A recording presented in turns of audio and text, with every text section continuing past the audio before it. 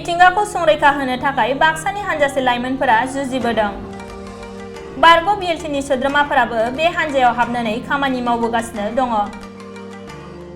मिथिंगाखौ अराय सोमखोर लाखिनायाव मुखुब जानानै दङ बाक्सानि सुबनखाता ओनसोलनि हानजासे लाइमोनफोरा। बाक्सा जिल्लानि सदर मुसलपुरनिफ्राय खमैबो 25 किल'मिटारसो जानथायाव थानाय भारत-भुटान सिमायाव दङ बे ओनसोला। जर'खायै भुटान हाजोनिफ्राय फाग्लादिया दैसानि अन्थाइ गोनां लामाजों बोहैबोनाय गुसु आरो गोजों दै आरो सोरगिदिं सोमखोर हाजोजों बेंखन जानाय समायना मिथिंगानि थाखायनो आथिखालाव दावबायारिफोरनि गोसो बोनो हानाय मोनसे मिरु। बेनो जादों मानास माहारियारि पार्कनि मोसा बिथांखिनि सिङाव सुबनखाता संरैखाथि हाग्रा ओनसोलनि सोमखोर समायना मिथिंगाजों बुंफबनाय सौखि हाग्रा ओनसोल। जाय समाव रायजोनि गुबुन गुबुन जायगाफोराव हाग्रा ओनसोलखौ फोजोबस्रांनाय हाबाया गोख्रोङै सोलिबाय थानाय समनि गेजेरावनो बे हाग्रा ओनसोलनि मिथिंगाखौ संरैखा होनायजों लोगोसे जिब-जुनारफोरखौ रैखाथि होनायनि थाखायबो सिगांबोदों। थांनाय 2006 मायथाइयाव ओनसोलनि मिथिंगा अनफावरि लाइमोनफोरनि जुथाइ नाजानायाव मानास सौखि इक' टुरिजम ससाइटि मुंजों मोनसे सरकारि नङै फसंथान दानानै ओनसोलाव थानाय हाग्रा ओनसोलखौ संरैखा होनायनि खामानि मावबोदों। जायनि नाजानायाव आथिखालाव मोनसे सोमखोर समायना हाग्रा ओनसोल गायसनजानायजों लोगोसे बाक्सानि मोनसे दावबायथिलि महरै गायसनदों। भारत-भुटान सिमायाव जाहाथे रावबो सुबुङानो बिफां-लाइफां दाननाय एबा जिब-जुनार बुथारनो हाया बेनि थाखाय राहा लाबोदों फसंथाननि सोद्रोमाफोरा। बे फसंथानजों बारग' बिएलटिनि सोद्रोमाफोराबो नांथाबनानै मिथिंगा रैखाथि होनायनि खामानिखौ मावबोदों। सरकारनिफ्राय जेबो रोखोमनि अनसुंथाइ मोननो हायाखैब्लाबो मिथिंगा रैखाथिनि थाखाय बावसोमनानै खामानि मावबोनायजों लोगोसे भारत-भुटान सिमानि दावबायथिलि सौखिखौ रायजोनि मोनसे दावबायथिलि महरै गायसननो थाखायबो फसंथाना नाजाबोदों। जाय समाव गोदान जोलैनि माखासे लाइमोनफोरा ड्राग्स, गान्जा, जौ, जुवा बायदि फेग्रा मुवा बाहायनानै गावजों लोगोसे समाजखौबो गुबुंले खालामबोनाय समावनो मोनसे हाग्रा ओनसोलनि रैखाथिनि थाखाय गोसो जानानै ओंखारबोनाय मानास सौखि इक' टुरिजम ससाइटिनि बैसोर लाइमोननि जुथायै नाजानाया समाजनि थाखाय मोनसे गोदान मिजिंखौ लाबोदों।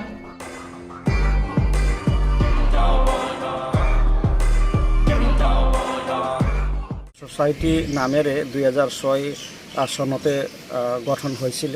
তো গঠন হোৱাৰ পিছত আমাৰ কমিটিৰ উদ্দেশ্য আছিল ইয়াত ফৰেষ্ট প্ৰটেকশ্যন, বনৰীয়া জীৱ জন্তু সংৰক্ষণ আৰু লগতে ইক' টুৰিজম ডেভেলপমেণ্টৰ কাৰণে এই তিনিটা মেইন পইণ্ট লৈ আমি কাম কৰিছিলোঁ। তো আজি 16-17 বছৰত আগতে জীৱ জন্তু বা গছ গছনি এনেকুৱা ইয়াতে আছিলে যদিও দুই এটা আছিলে। তো আমি প্ৰথমে প্লেণ্টেশ্যনৰ কাম কৰিলোঁ। তাৰপিছত আমি প্লেণ্টেশ্যন সংৰক্ষণৰ ব্যৱস্থা কৰিলোঁ। লগতে আমাৰ 30-40 জন ভলেণ্টিয়াৰ আছে। এই ভলেণ্টিয়াৰসকলে প্লেণ্টেশ্যনৰ যোনটো গছ গছনিক সংৰক্ষণৰ কাৰণে মাজে মাজে ডিউটি দিয়ে। সেইকাৰণে আজি তাৰিখত আমাৰ মানস চৌকীত প্ৰাকৃতিক সৌন্দৰ্য আহিছে। বনৰীয়া গছ গছনি, বিভিন্ন জাতৰ গছ গছনি ডাঙৰ হৈছে। তো লগতে গছ গছনি ডাঙৰ হোৱাৰ পিছত জীৱ জন্তুৰো ইয়াত সংখ্যা বাঢ়িছে। বিভিন্ন জাতৰ ইয়াত জীৱ জন্তু পোৱা যায়। তো আহি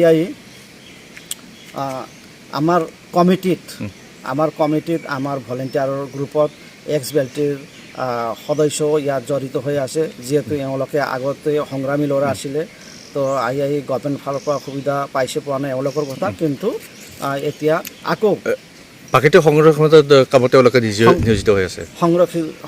সংৰক্ষণৰ কামত, প্ৰাকৃতিক সংৰক্ষণৰ কামতে নিয়োজিত হৈ আছে বা কাম কৰি আছে। তো নৱেম্বৰ মাহৰ পৰা আমাৰ পিকনিক ছিজন আৰম্ভ হ'ব। তো সকলো বনভোজকাৰীসকললৈ আমাৰ মানস চৌকীলৈ আহি বনভোজ খাই ইয়াত এটা আমাৰ প্ৰাকৃতিক সৌন্দৰ্য উপভোগ কৰিব বুলি আমি সকলো অসমবাসী বনভোজকাৰীসকলে আদৰণি জনাইছোঁ। গতিকে আমি চৰকাৰ ফালৰ পৰা বিশেষকৈ এনেকুৱা NGO হিচাপে আমি সাহায্য পোৱা নাই, কিয়নো আমি কাকতি মিনতি কৰিছিলোঁ কিন্তু আজিলৈকে পোৱা নাই। কিন্তু আশা কৰোঁ চৰকাৰেও যেন আমাৰ চৰকাৰৰ পৰ্যটন ডিপাৰ্টমেণ্ট আছে পৰ্যটন ডিপাৰ্টমেণ্টৰ পৰা কিছু আঁচনি আমাৰ ইয়াত টুৰিজিম ডেভেলপমেণ্টৰ কাৰণে কাম কৰিব বুলি আমি চৰকাৰক আহ্বান কৰোঁ।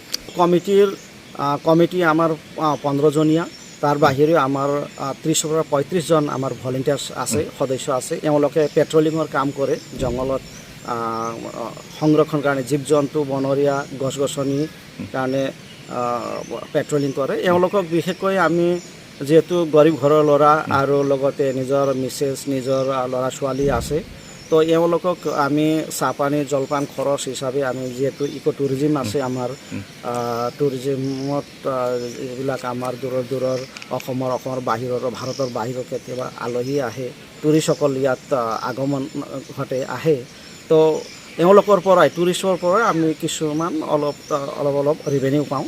এই পইচা দি আমি আমাৰ ভলেণ্টিয়াৰসকলক জলপান বা চাহ খৰচ হিচাপে দিওঁ। आं बेयाव एनजिअ हाबनाया दिनै 6 बोसोर जाबाय। आं जोंनि बे एनजिअनि नामा मानास चौकी टुरिस्ट ससाइटि केम्प। आं बेयाव ओरैबायदि थारमाने जों गोदो पार्टियाव थानाय जों बेलसि समाव थानायाव जों होजायनि गोजौआवनो केम्प सेम्प बानायना दंमोन नालाय, थारमाने बेयाव जों हाग्रा बंग्रा जिब जुन्थु बबाव थायो बबाव थाया, बबेयाव मा दंफां दं बबाव मा दंफां गैया, बबाव मैल्य दंफां दं, जों बेखौ एसे सिनायो नालाय जों सिगांनि गिदिंबाय थायोमोन। गतिके दिनै आं आरो सारेन्डार जानायनि उनाव जिनु खामानि दामानि गैया जेबो गैयिखाय आं थिग बे एनजिअखौ मोजां मोननानै बिसिनि खामानि दामानिखौ मोजां मोननानै जोंबो जुदि सापर्टार होयोबा जोंबो जुदि सापर्ट खालामफायोबा बिथांमोना मोजां मोनफिनगोन आरो मोजां प्लेन खामानिखौ मावसिननो हागोन होननानै आं बिसोरजों सापर्टार जादों।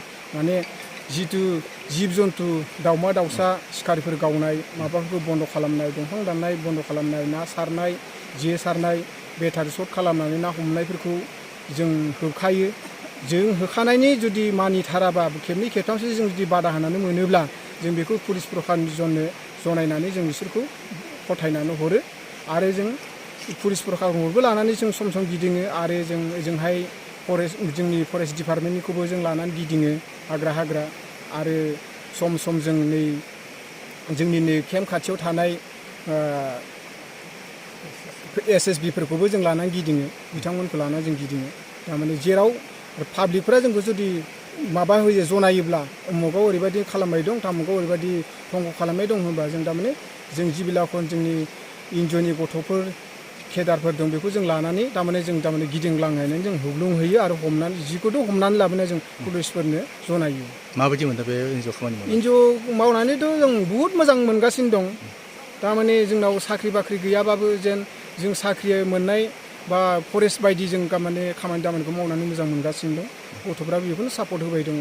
रायजोफोरा माबायदि हेफाजाब होदों? रायजोफ्राबो बेखौनो मोजां हेफाजाब होयो। थारमाने जोंबो जे बुङो जे बिफां लाइफां दानब्ला हाग्रा बंग्रा दानब्ला अखा बांखा जाया, बिनिफ्राय ना सर होबा जोङो दैमानि दैया रानो निज्रा रानो होननाय बिदि बुङो रायजो राजाफ्रा। बिनिखायनो जोंबो बिदिखौनो रायजोनि सापर्ट लानानै जोंबो खामानि मावो। ओंखायनो बिथांमोन रायजो राजायाबो जोंनि थाखाय बुहुत सापर्ट खालामो, जेसेबां हायो सापर्ट खालामो आरो जोंबायदि नोजोर खालामनानै किसुमान जों नोजोर खालामख'नो हायिफोरखौ मोनदांस' हायिफोरखौ बिथांमोना जोंनो खिन्था जनायना हरो।